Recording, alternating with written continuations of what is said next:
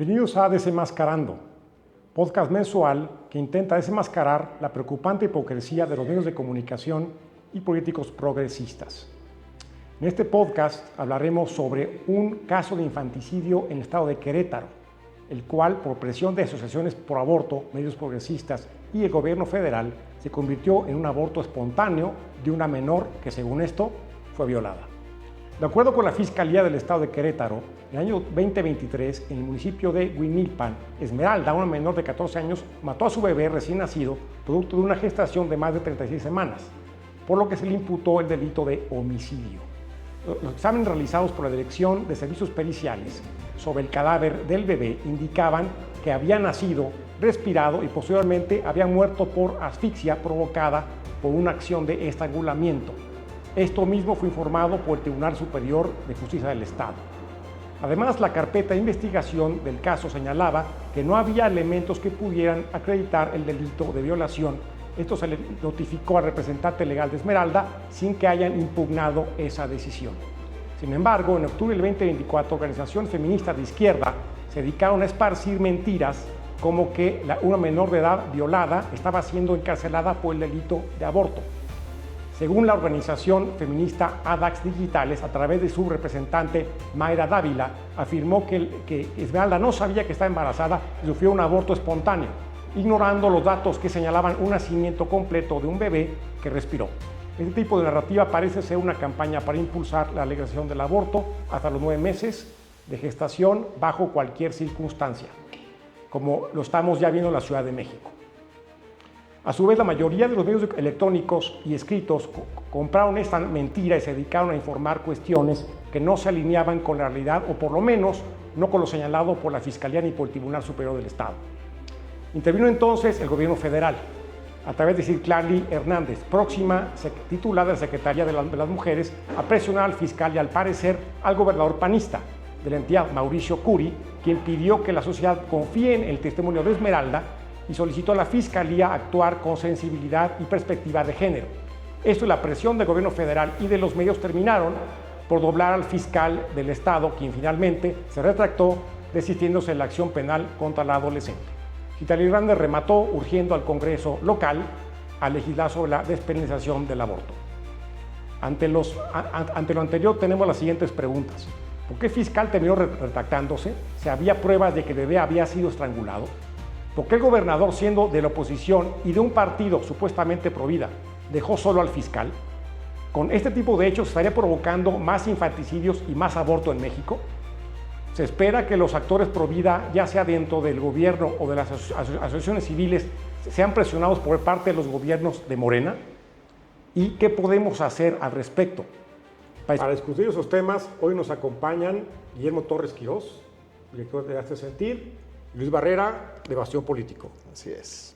Pasemos entonces a la primera pregunta. ¿Por qué se retractó el fiscal cuando había pruebas de que el bebé había sido estrangulado? Claro. Fíjate que ahí, Javier, fue interesante porque el fiscal presentó muchas pruebas.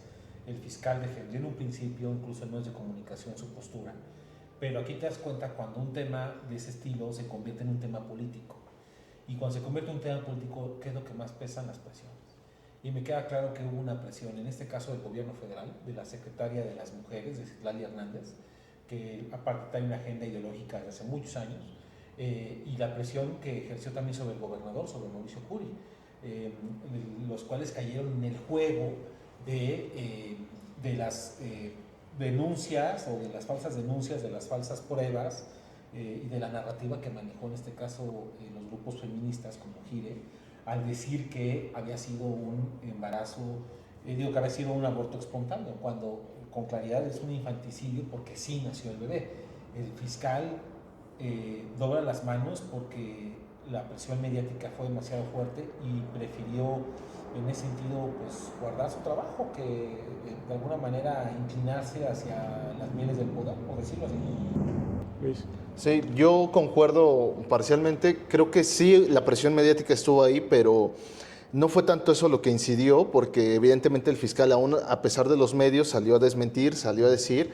Sí hay que decirlo, ahí GIRE y los medios de comunicación hicieron una labor importante de estar hablando sobre el tema Ojo, que también ninguno de los medios de comunicación salió a desmentir posteriormente, ya que se habían aclarado las cosas, lo que había pasado. ¿Qué fue lo que pasó? Que, como dice Guillermo, intervino ahí la Secretaría de la Mujer, Citlali Hernández, con una clara agenda, que recordemos fue quien promovió todo este tema de agenda de género en el Senado la legislatura pasada, y ahorita pues está promoviendo esta parte, ¿no? Yo creo que los medios de comunicación no fueron tanto los que incidieron, que sí estaban haciendo mucho ruido, fue más la intervención del gobierno federal la que hizo que el fiscal doblara las manos y que finalmente pues apoyara la versión oficial de los hechos. Entonces fue más un trabajo del propio gobierno federal, que sí, los medios hicieron su mérito, porque ahora ya nadie se quita eso gracias a los medios, pero realmente el fiscal se retractó pues por la presión de Citlali Hernández y la Secretaría de la Mujer. Tenemos el antecedente del fiscal de Morelos, ¿no?, que contradijo a Sheinbaum el año pasado, lo metieron en la cárcel, lo sacaban, lo metían, lo sacaban, o sea, lo torturaron realmente a esta persona. Entonces, algo así puede haber pasado que Sí, a ver, yo creo que fue eso y más que nada el miedo que tienen los gobiernos de oposición de que les quiten dinero para sus presupuestos. Y más cuando nos acercamos ahorita a un periodo de aprobación de un nuevo presupuesto. Y hay que decirlo, por desgracia los fiscales de los estados, así como el fiscal general, pues son puestos por el titular del Ejecutivo, ya sea en el orden estatal o en el orden federal. Entonces obviamente están alineados a lo que les diga el gobernador o en el caso de Gertz Manero, lo que le diga el gobierno federal. Y yo creo que fue un poco el miedo a perder ese puesto, el miedo también, yo creo que ha de haber dicho el propio fiscal, que pragmáticamente pues ya mejor cerraba el tema para él mismo no conflictuarse más en una mala relación que puede llegar a tener con el gobernador. Ahora, también aquí hay un tema interesante. En el estado de Querétaro ya hay ahora un congreso con una pequeña minoría, pero ya de Morena. Morena es el que tiene el control. Entonces, yo creo que el fiscal sí sabía que si de alguna manera insistía en el tema, podía ser destituido por el propio Congreso. Entonces, repito, fue más un tema político, coincido con Luis en el tema ejecutivo, pero sí creo que los medios de comunicación tienen muchísimo que ver, porque se hace una imagen, se hace una narrativa en la cual la gente compra el tema emocional. Y entonces dicen, sí, es un tema, es una menor de edad, eso sí es una realidad. Pero, por ejemplo, la pareja, que también era un menor de edad, él fue el que denuncia el tema del estrangulamiento de su bebé. Es decir, ella después cambia la versión de que fue por producto de una violación. Sí, sí, correcto. Cuando nunca hubo por parte de ella una denuncia. Y ahí te das cuenta que hubo una manipulación, es decir, lo que agarraron fue un litigio estratégico, un caso emblemático, porque es una niña pobre, 14 años, indígena, decían. Indígena, ha sido ¿Y sigue indígena o no? Pues, digamos, a ver, sí viene de una zona indígena, pero queda claro que ya indígena puro ya no es. Porque no, bueno, hay una fotografía, no sé, era de ella, pero no parecía. No se veía así. A ver, supongamos que tenga la raíz indígena. Es el caso perfecto para meterlo en una discusión de ese estilo. Y aquí es algo interesante porque las estrategias que han utilizado los grupos feministas desde hace rato es agarrar casos muy parecidos en el que aparte agarran la parte débil, ¿no? Que casi siempre es indígena, pobre, menor de edad, abusada sexualmente por un familiar, y se cuenta la historia, ¿no? Bueno, sí, casi a ruedas, y ponen así todo, sí, exactamente. Sí, claro. Pobre, etcétera, y hacen una falsa narrativa al mentir con datos. Dicen, es que hay miles de mujeres en las cárceles de México. No es cierto. No es cierto. ¿Están miles de mujeres? No. Hay 7 oficialmente por aborto en todo el país. país. A veces han sido por acumulación de otros delitos. Acumulación de delitos, pero no solamente eso, sino porque hicieron un aborto sin consentimiento de la madre, que eso sí está penado. Claro. ¿Por qué? Porque hay otra cosa que tiene que quedar claro. Desde hace ya años, ningún código penal del país, la pena por abortar te lleva a prisión, porque son penas menores, e incluso en algunos es solamente un tratamiento psicológico para la mujer que abortó, y en algunos es nada. ¿Sí? ¿Por qué? Porque es lo que han ido avanzando. Pero la narrativa es decir, ya ve, la fiscalía quiere criminalizar a la mujer. Siempre el tema es criminalizar. Yo decía, aparte, 36 semanas, eso ya no es un aborto espontáneo. No, definitivamente. O sea, Bermija nació de 36, o sea, eso es un nacimiento, ¿no? O sea, exactamente, fue un nacimiento. Aquí me parece también importante relatar esta parte que en el discurso feminista se hace. Digo, seguramente aquí vamos a ver atacar porque son 3 hombres blancos hablando de aborto, ¿no? Seguramente eso ya, exactamente así nos dicen. Sí, pero hay que decirlo, o sea, en esta parte nos damos cuenta cómo el hombre es invisibilizado también de este tema. ¿Por qué? Porque una mujer no se embaraza sola. Y porque en este caso, el que era el papá del niño fue el que hizo la denuncia de que asesinaron a su hijo, ¿no? Entonces la versión del papá queda totalmente obsoleta, que también era menor de edad, que también, evidentemente, pues era el papá, estaba involucrado en todo el tema, queda totalmente, pues ahí está muy chida tu denuncia, pero aquí lo que nos importa es aprobar el aborto. Y es que había pruebas periciales, porque cuando el bebé respira, seguramente el pulmón deja algún rastro, ¿no? ¿Qué es lo que dice la carpeta de investigación? Dice el expediente. El niño respiró. Claro. Al momento de haber respirado, se considera totalmente que nació. Y por eso el delito sube a un tema de infanticidio. Claro. El cual sí es, al ser un tema de asesinato y al ser infante, la pena sí es muchísimo mayor. Y por eso tú ves de repente cómo empiezan a manipular con todo este tema. Porque agarran el tema de que es menor edad y ya con eso justifican el hecho. Sin duda, la niña que abortó, Esmeralda, sin duda ha de haber sufrido incluso el síndrome del posparto, posiblemente por eso fue que lo hizo. Pero lo que debe hacer en ese sentido la autoridad es cumplir con el tema de la ley, porque a fin de cuentas ese menor, ese bebé, pues no tenía forma de defenderse, que ese es el punto uno de los puntos principales del infanticidio, que es el menor no tiene la menor fuerza para poderse defender, lo cual entra en una desventaja sobre la otra persona de manera más fuerte. Y a ver, pasemos a la siguiente pregunta. Es un gobierno de Mauricio Curi, panista, se supone que son pro vida. ¿Qué pasó? O sea, muy blandito Mauricio. Lo que repito, fue el tema del presupuesto, fue el tema de la presión social, porque obviamente si tú lees los comentarios que empiezan, ahora sí que la comentocracia en todos lados, todos los comentarios a decir, pobre niña, la criminalizaron, es una injusticia, pobrecita, fue un aborto espontáneo, porque nadie se pone a ver, a analizar, a estudiar el caso, que aquí es uno de los puntos graves. Se van con la finta de un comunicado que hace Gire y que hacen otras agrupaciones feministas, toman esa narrativa y no se ponen a investigar, porque aparte el fiscal lo dijo en algunas entrevistas, ahí está el expediente, lean el expediente. Exactamente. Pero aquí es una presión muy fuerte y entonces también hay una realidad que a veces nosotros no tomamos en cuenta, pero a veces pareciera que muchos de estos gobiernos pues no reciben un acompañamiento por parte de los grupos que defienden la vida. Hay los grupos que defienden la vida, tenían también que haber estado de alguna manera hombro con hombro para defender en este caso al fiscal. Sí, la verdad es que el silencio a veces es un acompañante incómodo para los políticos, para este tipo de actores. Y si en cambio recibes mentadas de madre de gente que te dice eres un mal gobernador porque metiste a la cárcel y el fiscal es malo y es un violentador, pues solamente caes en la narrativa. Pues va a ser raro que Querétaro no tenga ese tipo de organizaciones. O sea, yo busqué en periódicos locales, referencias, no las encontré. Periódicos que son católicos. Claro. No voy a decir el nombre, pero lo busqué y no venía nada. Pues es sí. Rarísimo que Esto es lo lamentable, o sea, parece, lo hemos mencionado muchas veces aquí mismo en Hazte Sentir, pues realmente las coyunturas ahí están y es cuando realmente los grupos pro vida, los grupos celestes tienen que salir y hacer esta acción, ¿no? Constantemente siempre están ahí. Gire es un claro ejemplo de que siempre está tras los jueces, está tras los diputados, está ejerciendo presión. Evidentemente no siempre son muy amables y con este golpeo mediático que se hizo, pues ahí se ve el resultado, ¿no? O sea, la narrativa la ganaron muy bien, a pesar de que era impensable lo que pasó, a pesar de que fue un delito con todas las letras. Ahí está la carpeta de investigación, no estamos hablando de suposiciones, no estamos hablando de lo que nos imaginamos o de un aspecto ideológico, ahí están los hechos de lo que pasó, pero lamentablemente sí, y muchas veces los mismos políticos lo han expresado, nosotros nos sentimos solos, ¿no?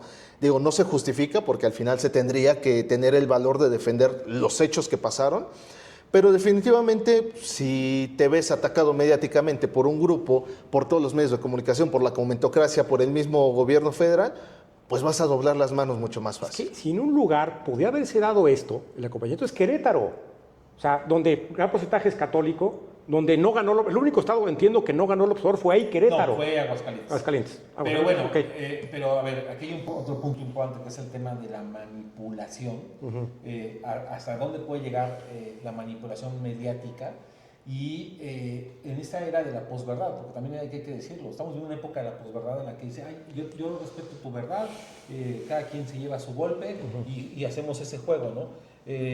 Creo que también ahí tiene mucho que ver la falta de formación que hace falta a veces, por ejemplo, en los distintos cuadros de funcionarios. Es necesaria una formación en ese sentido con una claridad al respecto. Entonces, y también estamos viendo una época, una cultura en la cual las emociones son las que están predominando por encima del raciocinio. Entonces, obviamente cualquier cosa que pueda mover el corazón y hacer el corazón de pollo más efectivo funciona. Y ese es el problema también que estamos viendo hoy en día en esta dinámica, porque uno diría, la sensibilidad para decir, oye, pues es un bebé asesinado. Es que hay narrativa para eso, para contrarrestar. Ellos usaron la adolescente indígena violada, ¿no? Pero, oye, un bebé recién nacido, eso genera aún más simpatía. Es que ahí es interesante, porque todo el mundo se fue con lo que centró el comunicado de Gire, que era aborto. Y nunca vieron el caso de este bebé de 36 meses que nació. Pues el tema es que nació y que no sabemos los motivos por los cuales estranguló al bebé, pero sin duda, pues sí hubo un acto. ¿Sabíamos que era recién nacido o tenía algunos días? ¿Sabemos eso? Entiendo que fue recién nacido. Recién nacido. O sea, en el momento que nació... Pues sí. Creo que también tiene que ver aquí mucho la narrativa que se ha utilizado tanto en la ley como en pues, los medios de comunicación, de invisibilizar también al niño. Es decir, ahora es el producto, ahora es el bebé, o sea, a decirlo con sus palabras, era el hijo de esa niña de 14 años, o sea, era un ser vivo, nació, respiró y le fue arrebatada la vida, pero el lenguaje, el medio, pues ya nos está acostumbrando a que es el producto, a que no es el niño por nacer, no es el hijo, es un producto simplemente, y eso también va mermando. Y es parte de la narrativa tanto en las leyes, como de los grupos feministas, como de los medios de comunicación. Y creo que algo que es importante también aclarar aquí es que precisamente el objetivo de Desenmascarando es este, ¿no? O sea, ver cómo los medios de comunicación manipulan totalmente la noticia, y en este caso, pues vean hasta dónde llegó, que por eso tenemos consecuencias tan fuertes como ahora en Ciudad de México, que fue lo que impulsó nuevamente esta iniciativa del aborto a los 9 meses. Ahorita, hablando lo que dice Luis, yo chequé varios medios, el Excelsior, Universal, nadie decía del bebé nacido, o sea, todos decían que vio lo mismo. Únicamente en el Imparcial, ¿no? ¿Dónde es? Ahí encontré algo de que el bebé nacido. Como una versión del fiscal, ¿no? Que es lo que el fiscal siempre estuvo declarando, pero fíjate cómo queda claro, y eso también es algo que hay que aclarar, cómo esto sí está muy bien armado, así como se arma todo este paquete, porque a partir del caso Esmeralda, vemos que se reactiva una iniciativa ya en el Congreso de la Ciudad de México para quitar el delito de aborto. Al quitarlo, pues a cualquier vez. Así es. Y el día de hoy que estamos grabando, se aprueba el aborto en San Luis Potosí, y la Corte anuncia la despenalización del aborto en Chiapas, y vemos que empieza una cadena. ¿Por qué? Y todos a partir del caso Esmeralda. Porque ahora el tema es que ya no hay que criminalizar a la mujer. Repito, ningún código penal del país actualmente le da una pena a la mujer cuando fue por aborto voluntario, solamente cuando fue intencional. Y aquí es donde vemos que se aprovechan las coyunturas para sacar esto, porque obviamente el hecho de que la secretaria de las mujeres federal vaya al estado de Querétaro, al lado del fiscal doble, y aparte las indicaciones que da ella. No, claro, al final. Que esas indicaciones son así, oye, yo gobierno el estado, al Congreso. Viene a decirme una secretaria federal, tu Congreso tienes que ahora aprobar el aborto porque yo lo digo. ¿Y dónde está la autonomía del Poder Legislativo? Es que es impresionante. La autonomía del propio Estado, simplemente. Pero aparte, la autonomía del Poder Legislativo. Es increíble que en todos lados es la indicación de, señores, vayan y aprueben el aborto. Porque se los dice el gobierno federal. Porque se los dice el Poder Judicial. Pero fíjate, ¿No tienen autonomía? Claro que tienen autonomía constitucional. Pero vea, yo sí me acuerdo cuando el PAN era oposición, cuando estaba con el PRI, cuando se pasaban de lanzas, sí salían a decir, los priistas también decían, los jaliscienses somos independientes. Y aquí Curi, callado, Curi dobló, o sea, entiendo el presupuesto, pero ¿dónde queda? A ver, hay que ver una realidad, ¿no?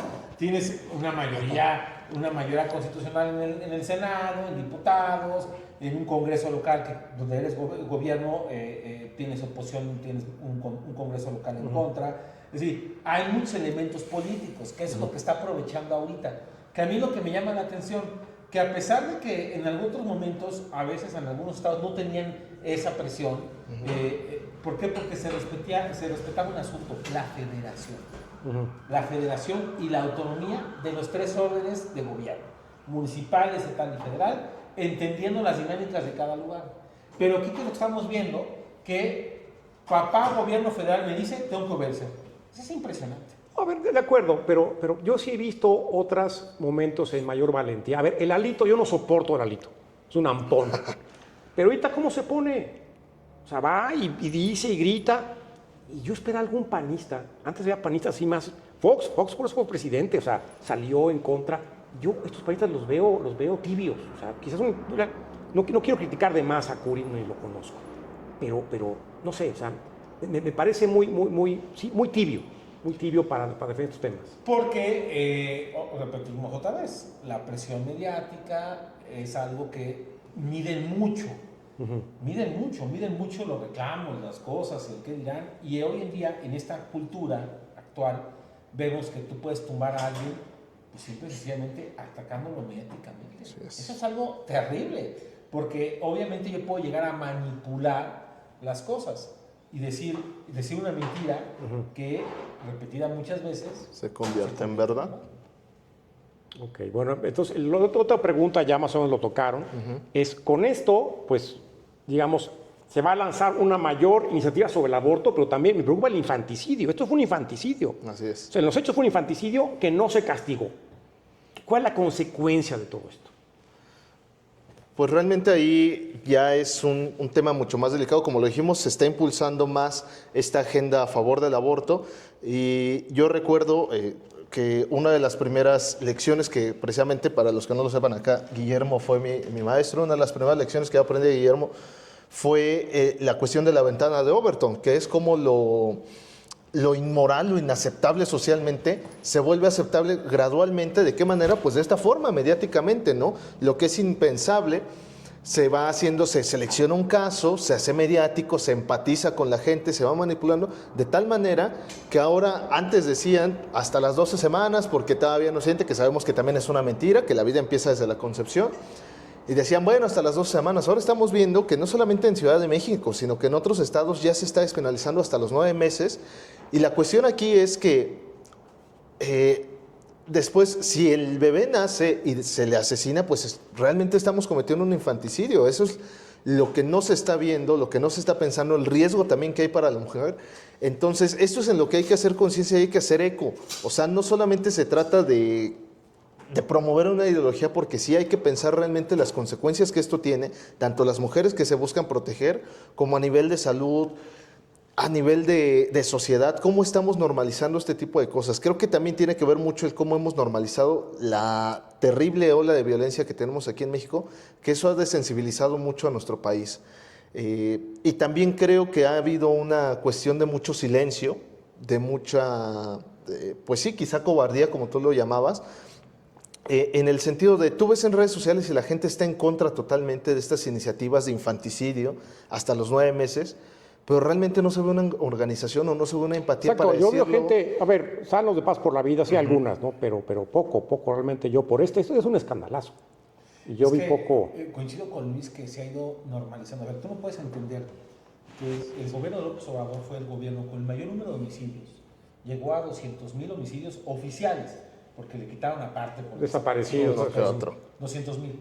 El peor desde las épocas de la guerra cristera. Y la percepción de inseguridad de la gente disminuyó en un 60%, 59, 58%. Y es, ¿cómo es posible que con el gobierno con el número de homicidios la gente tenga una percepción de que hay mayor seguridad? Porque se normalizan las cosas. Ese es un tema, el que se ha ido normalizando, y por eso ese es un tema muy cultural. Es curioso, porque tú ves que está de moda en los congresos locales crear la Comisión de Atención a la Infancia, de atención a la niñez. Y todo el mundo se centra en el tema de la lactancia, se centra en el tema de los primeros años, los primeros 3 años. Primera infancia. Fundamentales para la primera infancia, para el tema de la nutrición. Ves que se fijan en esos detalles, que es muy bueno, qué bueno que se fijen en eso. Pero no están fijando en lo que hay en el antes y en el después, ¿no? Los efectos, por ejemplo, del niño consumiendo, por ejemplo, aparatos audiovisuales desde muy pequeños, el abandono de los padres de familia al cuidado de los menores, y obviamente en el antes, ¿no? Todo el tema incluso de lo que tiene que ver con el simple hecho de que puedan nacer, que eso es algo súper fuerte, ¿no? Y encuentras cada vez más común en la nota policíaca, en la nota roja, que la madre de familia mató al hijo, o el padre, los papás mataron al hijo, o lo explotaban sexualmente y demás. Esa descomposición social, en gran medida, es por un abandono hacia el tema de los valores. Y puede sonar algo muy chocante para mucha gente, pero es una realidad. Cuando tú vas abandonando los valores en la familia, cuando tú vas abandonando los valores en la sociedad, cuando tú ves normal la corrupción, ves normal la violencia, ves normal muchos de estos defectos, de estas miserias humanas, pues ¿qué vas a tener? Pues vas a tener eso. Claro. No solo lo normalizas, sino lo asumes y lo haces propio de tu vida. Exactamente. Es estilo de vida. Porque todo el mundo dice, a ver, emprendo un negocio. Yo sé que para poner un negocio tengo que dar una mordida a la alcaldía, a la policía, así tengo que hacer una serie de cosas. Al crimen organizado. Al crimen organizado. Bueno, eso, derecho de piso en la Ciudad de México dicen que no existe, por supuesto que existe. Por supuesto sí, que pero sí. te tienes que hacer todo eso para tratar de hacer algo bien. Y por ejemplo, hay empresas que quieren hacer bien las cosas y resulta que el gobierno les pone más trabas a los que lo quieren hacer bien. Y se pone un ejemplo de algo, digamos, administrativo de ese estilo. Ahora, vayámonos a cosas mucho mayores. El proceso educativo. Cuando tú en el proceso educativo en estos tiempos le estás quitando al niño la capacidad de razonar matemáticamente, donde reduces las hojas del libro de matemáticas a 16 hojas, cuando tú le dices, no importa cómo hablen, pero pues quítale las reglas gramaticales, quítale esto, cuando estás haciendo que ya no se piense, eso es algo grave, que tiene sus propias consecuencias. Ahora eso quítale los valores. No, es que eso es muy mocho, quítale los valores. Esas son estamos viendo las consecuencias de eso. Ahora, pero bueno, pasamos a la última.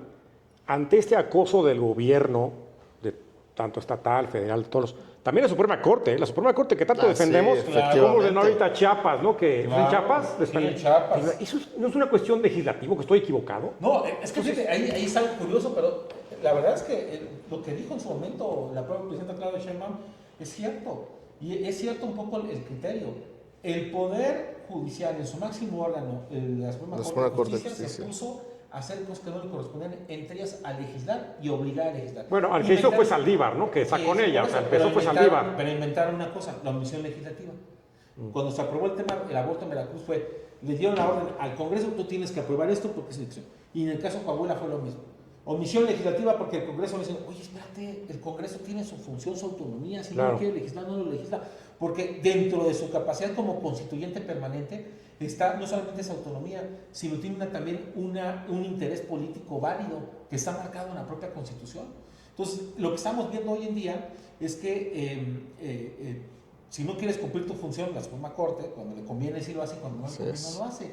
¿Y por qué en estos temas le conviene, lo utiliza, lo manipula? Pues porque sabe perfectamente que quiere cumplir con ciertos intereses, ciertas agendas personales, no agendas de nación, sino agendas personales. ¿Por qué? Entiendo de Saldívar que está zafado, pero ¿por qué los actuales, Norma Piña, porque están todos de acuerdo con esto? Porque ha habido una deformación de origen. Y una infiltración ideológica pero también. Pero porque ha habido un error de origen.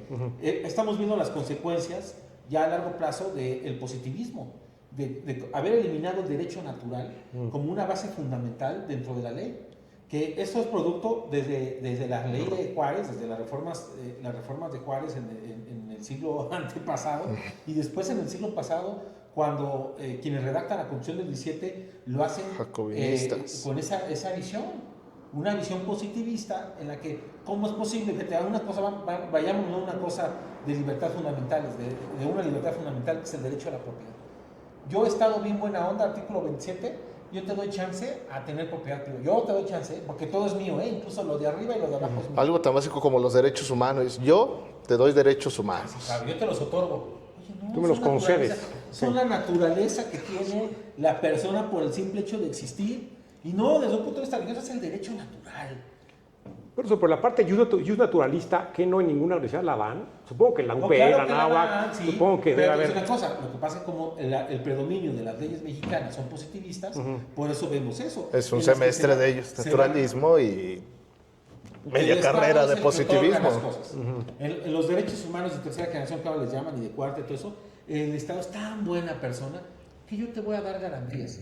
Si tú revisas todas las constituciones, prácticamente de los últimos 30 años donde han habido reformas constitucionales, salvo la del 17, que fue la primera garantista del mundo, tú revisas la constitución de Ecuador, la de Portugal, la de los últimos años, y vas a ver que todas son garantistas. Te doy derechos, no te doy responsabilidades. Y aquí viene un punto fundamental para entender el tema que estamos hablando, el tema del aborto. Es un principio fundamental, es que la persona tiene obligación. Al momento en el que el Estado no les da esas obligaciones a la persona, el individuo se siente todopoderoso, el individuo dice yo puedo hacer lo que se me da la gana, porque el Estado me va a proteger. Lo que se les olvida es que esto es un conjunto, es una sociedad que está en conjunto. No puede ser la libertad de cada uno en lo particular. Bueno, entonces es una cuestión de formación desde que se formaron. Totalmente. Desde el origen podemos decir que esa es parte del origen, parte del problema, porque efectivamente no solamente hay que echar la culpa a las universidades privadas, las universidades privadas son el 10% de la educación en México, pero aún así las escuelas públicas sí tienen la materia de derecho natural. Viendo Estados Unidos también, ahí son positivistas, ¿no? Totalmente. Pero y ves una Suprema Corte católica, por cierto, católica, conservadora, en su mayoría. Sí. ¿Por qué allá sí y acá no? Bueno, porque para empezar, el método para elegir a los ministros de la Corte en Estados Unidos, que es el presidente tiene esa facultad, hay un principio básico. Ojo, son muy positivistas, pero digamos, en la base de la Constitución norteamericana el tema de la libertad es tan fundamental que una libertad que está en la del propio individuo, la que la tienen muy bien definida, que es desde la primera enmienda, ahí lo tienen muy claro. Es una base propia de Norteamérica. Base, efectivamente, entonces sí declaran ese punto como fundamental. Pero aparte de todo eso, aparte de esa dinámica, hay una lógica política. La lógica política es quien gobierna tiene el derecho y la obligación de que sus políticas públicas son en torno a el proyecto del partido que lo postuló. Y se cambia totalmente. Por eso no es así de que, es que hay un consenso. No, es, a ver, ganan los republicanos, la agenda republicana, ganan los demócratas, la agenda. Y tú ves que alguien discuta eso. No, porque se entiende en la lógica democrática de ellos que quien gana pone las reglas. Se pone las reglas porque no escoge, sino pone su agenda, pone su forma de pensar, porque eso va de forma intrínseca en el partido y en el candidato cuando votas por él. Por eso, fíjate qué diferencias hay, que son diferencias sin duda culturales, pero decir, en el caso norteamericano, decir, yo sí voy a votar por un republicano, yo sé cuál es la agenda del Partido Republicano, yo sé cuál es la agenda del demócrata. ¿Y por qué en esta elección en Estados Unidos hubo cambios en algunos lugares? Pues porque, por ejemplo, los intereses de algunos sindicatos que siempre habían sido demócratas se dieron cuenta que ya no los protegían los demócratas, que los demócratas habían cambiado su agenda sindical y ven que ahora quien defiende esa onda sindical ahora son los republicanos. Cosa curiosa. ¿Por qué? Porque también esto va evolucionando, va cambiando. Si tú ves la agenda republicana de los años 60, es muy distinta a la de hoy en día, ¿eh? Y tú ves la agenda de los demócratas de los años 60 y es muy distinta a la de ahora, pero va evolucionando esto, va en un paquete completo, y esa es la diferencia con el caso norteamericano. Entonces, el presidente de Estados Unidos, cuando le toca nombrar, porque aparte hay otra cosa, ahí los jueces son vitalicios, los ministros de la Corte son vitalicios, entonces nadie discute si se nombra si el presidente nombra a alguien y la forma en la que lo nombra, bueno, no se discutía hasta ahora sí ya se ponen los pelos de punta, pero antes no, antes tú dices, oye, el presidente nombró a y su forma de pensar es de esta forma. Y había también una lógica bajo eso. Por eso veías tú una Suprema Corte en Estados Unidos que podía tener alguien muy liberal y alguien muy conservador, porque iba variando, porque también hay que decirlo, en Estados Unidos la alternancia del partido gobernante es un denominador, es algo muy común, no es algo de alguna manera que esté establecido. Aquí en México durante 70 años tuvimos siempre el mismo partido político. Correcto. Bueno, entonces, pues ya el último tema. Con todo este asedio mediático de todos los órdenes de gobierno, inclusive ahí salió el tema de la Suprema Así Corte. es. ¿Qué pueden hacer, primero, los que son pro vida, conservadores dentro de gobiernos? Curi, aquí ya no sé si contarlo, y asociaciones civiles, ¿qué podemos hacer ante esta oleada, digamos, que tenemos en contra? Bueno, yo creo que el tema cultural es el que se habla mucho de una batalla cultural, se habla mucho de apropiarse de esto, pero realmente poco se hace. Los medios dijeron, todos le fallaron a Esmeralda, es la única cosa en la que yo coincido con los medios. ¿Por qué? Porque le falló un sistema educativo, porque le falló un sistema que hizo que sus padres, su papá, su mamá estuvieran ausentes, porque le falló, todo el sistema le ha fallado a Esmeralda, sí, efectivamente, porque el hecho de que una niña de 14 años quede embarazada ya es un fallo realmente en el sistema. Pero que esa niña asesine con sus propias manos y a sangre fría estrangulando a su hijo, eso es un fallo fatal. Entonces, en esa parte sí coincido. ¿Qué es lo que nos toca hacer? Esta parte, recuperar los valores.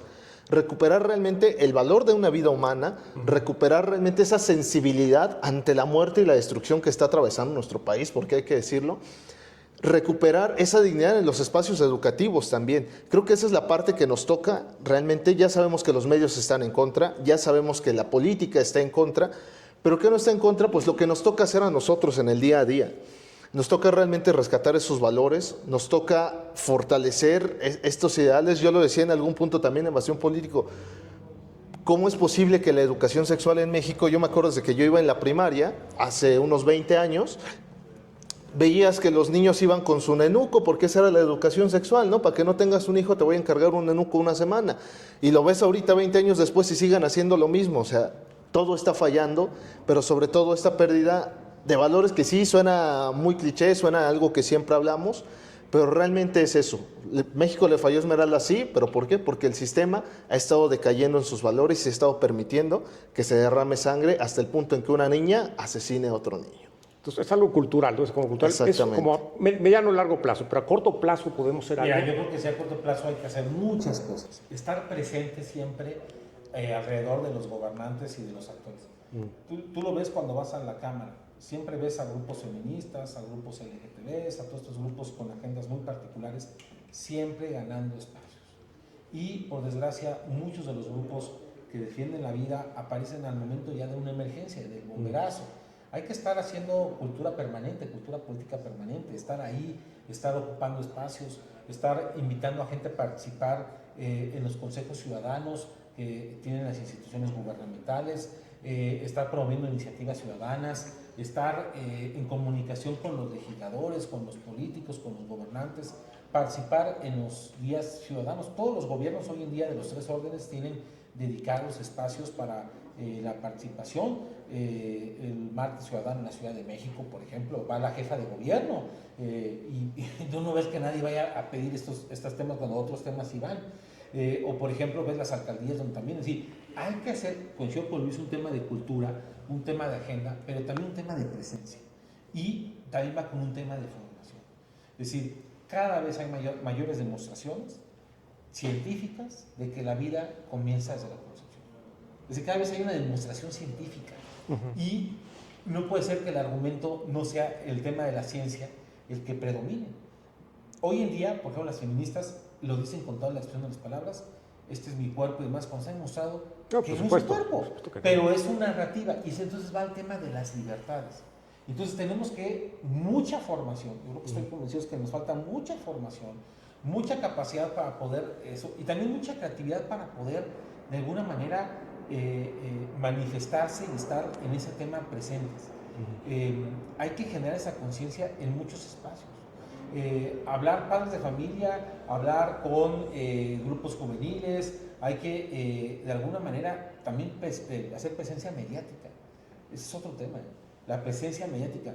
Tú ves hoy en día a todos los comentaristas con una sola línea de pensamiento. Hay que exigirle a los medios de comunicación el que haya presencia de quienes piensan de una forma distinta. Pero eso es constante, esto es de una constancia permanente, estar ahí encima. Es una carrera de resistencia, no de velocidad. Y eso es lo que a veces nos falla muchísimo. O tener sus propios medios. Ahorita es que acaba de pasar la elección de Estados Unidos.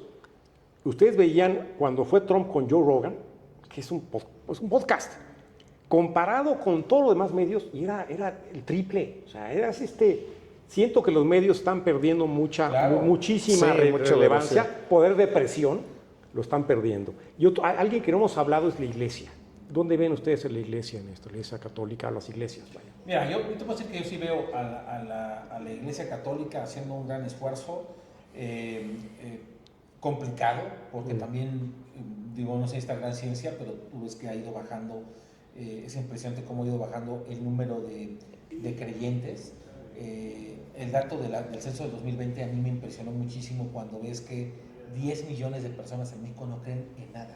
Así no creen en nada. Es mundial eso, ¿no? Pero en México sí creo. Bueno, en el caso de México son 10 millones, en el caso norteamericano es muchísimo mayor, al 10%, así ya es mucho mayor. Y votaron por Harris, ¿vieron esa gráfica? Sí, Todos claro. votaron por Harris. Pero lo que voy es, pues bueno, cada vez hay menos creyentes y cada vez hay un tema de deformación, es un tema, repito, como dijo Luis, cultural. La iglesia, a mi juicio, sí está presente, a lo mejor hace falta más presencia, pero también hay un tema de deformación en el caso de la iglesia católica. Le queremos responsabilidad de todo a los pastores. Y los pastores ya no tienen la capacidad por número, por muchas cosas. Y entonces se nos ha hecho un llamado desde hace mucho tiempo a que los laicos hagamos ese papel. Yo no digo que vaya el cura, el obispo todo el tiempo a estar haciendo la crítica y la presencia, sino también ahí va un tema más de formación cultural. Okay. Y santo que no es visto no es adorado, ¿no? Eso yo lo diría en todas las iglesias en general. La ausencia de Dios en muchos espacios se está demostrando en estos momentos. Porque hay miedo y es que vamos a quedar políticamente mal si no hacemos esto, no hacemos lo otro. No, hay que quitarse mucho ese miedo. Y, ojo, no es a los pastores, es a nosotros los laicos. Ese sí es papel nuestro. Vaticano II le tocaba al laico. ¿No? Efectivamente. Laico, yo voy también en esa parte, creo que hace falta mucho esa parte de formación. Realmente decía se me fue el nombre del Papa. Un Papa también muy a favor de la doctrina social. León XIII. León XIII decía, salgan de las sacristías y de que de los cristianos depende que la democracia sea cristiana, que la democracia realmente respete los valores. Sabemos que no estamos en posición de un Estado confesional, ni es lo que queremos, pero sí necesitamos que los valores de la mayoría católica se respeten. Es necesario que los laicos, como bien lo dice Memo, se pongan las pilas. Y también la parte de discurso. Yo siempre he abogado mucho a la parte del discurso. La semana pasada, justo que estaba muy en auge este tema, tanto de Esmeralda como del aborto aquí en Ciudad de México, me estaba boleando mis zapatos y escuchaba a los boleros hablar del tema, porque siempre tienen ahí los periódicos, ¿no? Y ellos decían, digo, con unas expresiones mucho más coloquiales, pues que estaban totalmente de desacuerdo con esta iniciativa, o sea, que le parecía una locura que las diputadas estuvieran promoviendo esto. Pero yo no veo a esos señores yendo a una marcha por la vida, ni los veo con un pañuelo azul, pero están a favor de la vida. Entonces hay que saber llegarle a esos públicos y empatizar con ellos. ¿Por qué? Porque en el feminismo hay muchos que jamás se van a poner un trapito verde, pero realmente están a favor de esa causa. Hay que ver cómo podemos hablarle a esa gran mayoría que realmente defiende la vida y que se escandalizaría por una niña que asesina a otro niño. Bueno, últimos comentarios, si quieren. Mira, yo creo, mi estimado Javier, que ese tema es un tema para profundizar y para hablar más a detalle, porque se ha convertido esta plática en un tema también de cuál debe ser la estrategia que debemos usar todos los grupos pro vida y demás. Pero también nos recuerda algo que es muy importante, el valor de la persona, el valor de la dignidad de la persona. Este bebé, le pisotearon su dignidad. Nadie, como decía Luis, nadie habla de ese bebé. Ese bebé pasó sin pena ni gloria. Y en cambio, vemos cómo se empoderan argumentos simplemente falaces. Yo, ahorita este comentario que estoy diciendo sería catalogado por una feminista como soy un retrógrada, sin pensamiento y sin razón, y soy un hombre blanco hablando de ese tema, y no tengo derecho a hablar de ese tema. Fíjate a qué hemos llegado. Y entonces, aquí yo creo que lo importante es hacer el llamado para decir la verdad, ¿no? ¿Cómo nos cuesta trabajo decir la verdad? Y traduciendo que la verdad, desde una visión católica, la verdad es igual a ¿qué? A Dios. Luis. Pues yo vuelvo a lo mismo. Es lamentable y lamentamos mucho el fallecimiento de este niño, lamentamos mucho hasta dónde hemos llegado para desensibilizarnos de este tema.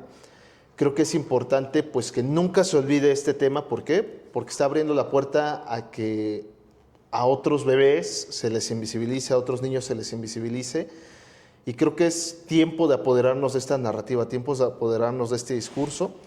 Y ojalá que realmente no se nos olvide, que nos quede en el corazón. Al menos a mí sí me dolió mucho esta noticia. Es lamentable cómo hemos caído hasta este punto, pero creo que aún hay esperanza, creo que aún estamos muchas personas que creemos en la verdad y que realmente lo necesitamos. Y allá afuera el mundo necesita esta verdad, ¿no? No se trata simplemente de llegar a imponerla, sino realmente compartirla, porque es lo que auténticamente nos hará libres. Entonces, pues es el llamado, y pues ojalá y podamos generar este cambio cultural que tanto necesitamos. Dale. Bueno, Guillermo, Luis, por su espacio, su tiempo, muchas gracias. Gracias a todos. Gracias. Desenmascarando. Agradecemos su atención y les encargamos le den me gusta al podcast y que nos sigan en redes sociales. Hazte sentir en Facebook e Instagram y Hazte sentir MX en Twitter. Si ustedes ven algún dato falso o polémico por parte de los medios de comunicación o políticos progresistas referentes a temas culturales como son vida, familia y libertades fundamentales, por favor, coméntenlo. Estaremos atentos e intentaremos responder. Hasta luego.